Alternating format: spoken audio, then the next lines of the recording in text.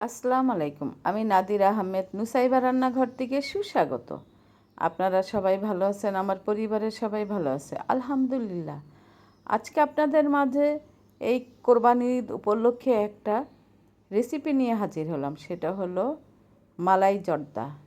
মালাই জর্দা করতে আমাদের যা যা লাগছে, প্রথমে আমি 2 কাপ পোলাও চাল নিয়ে নিয়েছি।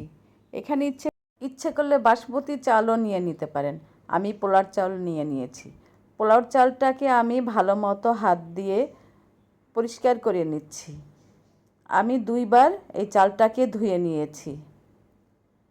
এই দেখুন আমার চালটা কি সুন্দর ধোয়া হয়ে গেছে। জর্দা রান্না করার জন্য আমার চালটাকে সিদ্ধ করে নিতে হবে।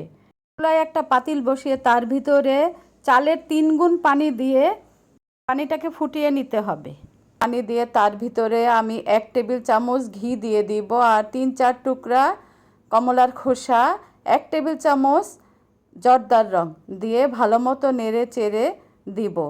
নাড়া হয়ে গেলে তার ভিতরে 2-3টা দারচিনি, 3টা এলাচ, 2টা তেজপাতা দিয়ে আবার নেড়ে চেড়ে পানিটাকে ফুটতে দিব। আমার পানিটা ফুটে উঠলে এবার চালটাকে দিয়ে দিব। চালটাকে ভালো মতো দিয়ে নেড়ে চেড়ে নিব। নেড়ে চেড়ে দিতে হবে, একটার গায়ে যেন আরেকটা না লেগে যায়।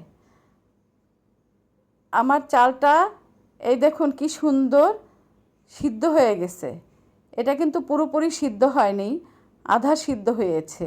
কখনো পুরোপুরি সিদ্ধ করে কিন্তু চাল নামাবেন না, তাহলে কিন্তু সেটা নরম হয়ে যেতে পারে। এবার আমি আরও একটা প্যানে 1 টেবিল চামচ ঘি দিয়ে তার ভিতরে 3-4টা দারচিনি, 3-4টা এলাচ, 3-4টা লবঙ্গ দিয়ে 1 কাপ কমলার রস না থাকলে 1 কাপ পানি দিয়ে দিবেন, আর 1 কাপ চিনি দিয়ে এটাকে ভালো মতো নেড়ে চেড়ে একটা শিরার মতো করে নিব।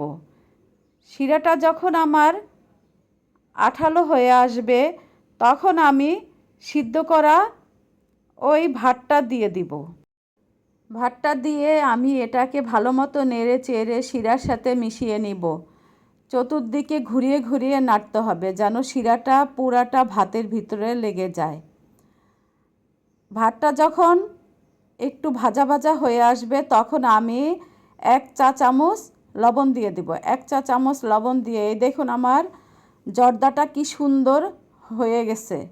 এবার এটাকে আমি নামিয়ে একটা প্লেটে নিয়ে তার উপরে বাদাম কুচি 1 টেবিল চামচ, কিশমিশ 1 টেবিল চামচ, কাঠবাদাম কুচি 1 টেবিল চামচ, মোরব্বা 2 টেবিল চামচ দিয়ে জর্দাটাকে ভালো মতো নেড়ে চেড়ে নিব।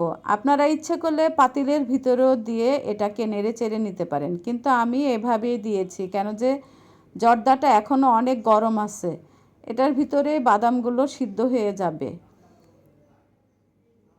এই দেখুন আমার জর্দাটা কি সুন্দর হয়েছে। এটাকে এক সাইডে রেখে দিয়ে আগে 1 লিটার দুধকে 250 গ্রাম করে রেখেছিলাম, সেটার ভিতরে আমি 1/2 কাপ চিনি দিয়ে আর 1/2 কাপ গুঁড়ো দুধ দিয়ে ভালো মতো অনবরত নাড়তে থাকবো। এটাকে নাড়তে নাড়তে যখন আমার এটা ঘন হয়ে আসবে তখনই আমার এটা মালাই পরিণত হবে। এটাকে কিন্তু নাড়া বন্ধ করা যাবে না। আমার মালাইটা ঠিকঠাক হয়ে গেছে। এবার আমি জর্দার উপরে দিয়ে তার উপরে আমি ছোট ছোট মিষ্টিগুলো সাজিয়ে নিব। আমার এই জর্দাটা খুব সহজেই আপনাদের দেখিয়েছি। আপনারা ঈদের সময় এই জর্দাটা রান্না করে খাবেন এবং আমার সাথে থেকে আমাকে লাইক, কমেন্ট, শেয়ার, সাবস্ক্রাইব করবেন, ফেসবুকে ফলো দিবেন, আর কমেন্ট করে জানাবেন আমার এই জর্দার রেসিপিটা কেমন হলো।